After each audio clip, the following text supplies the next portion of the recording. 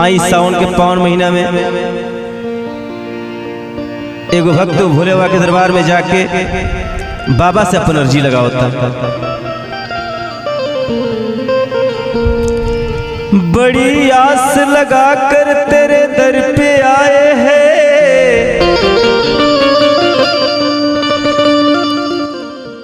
कि मेरी बिगड़ी मुकद्दर सवर जाएंगे।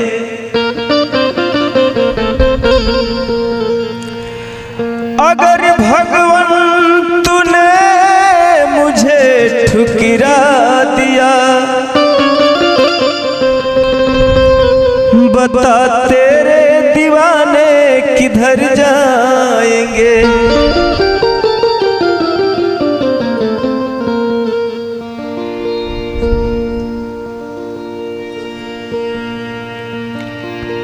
जाके भक्त बाबा से कहता का, हे शिव जी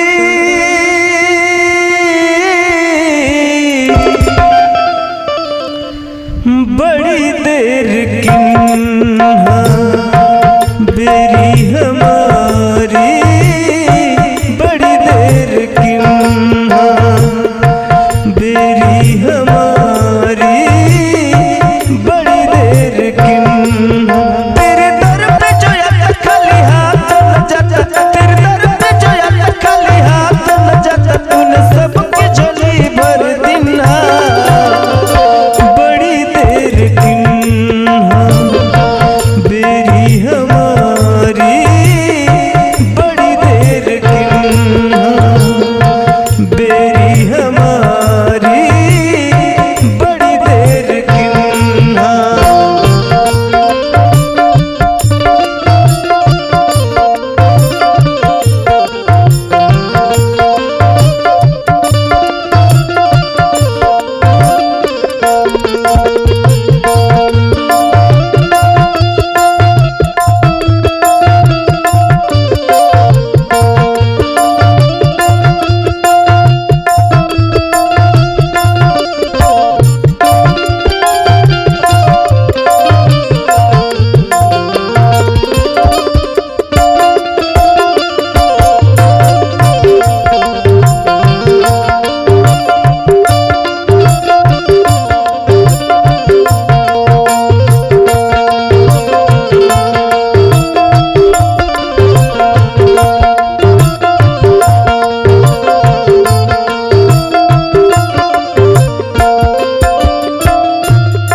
और भक्त भोले बाबा से कहते बाबा सिर पे जटा है गंगा की धारा, तेरा महिमा सबसे है न्यारा।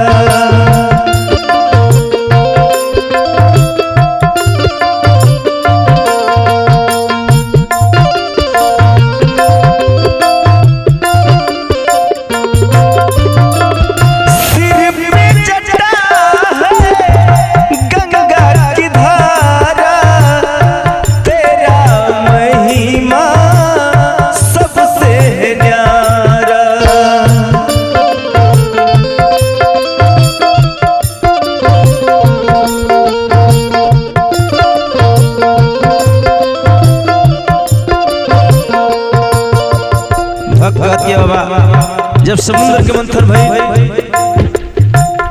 14 गो रत्न निकलल,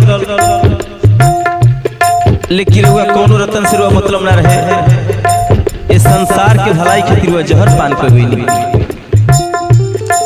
जब समुद्र मंथन 14 रत्न निकल आया, जब समुद्र मंथन 14 रत्न निकल आया, तुझको जहर पड़ा था पीना। बड़ी देर किन्हा बेरी हमारी, बड़ी देर किन्हा शिव जी, बड़ी देर किन्हा बेरी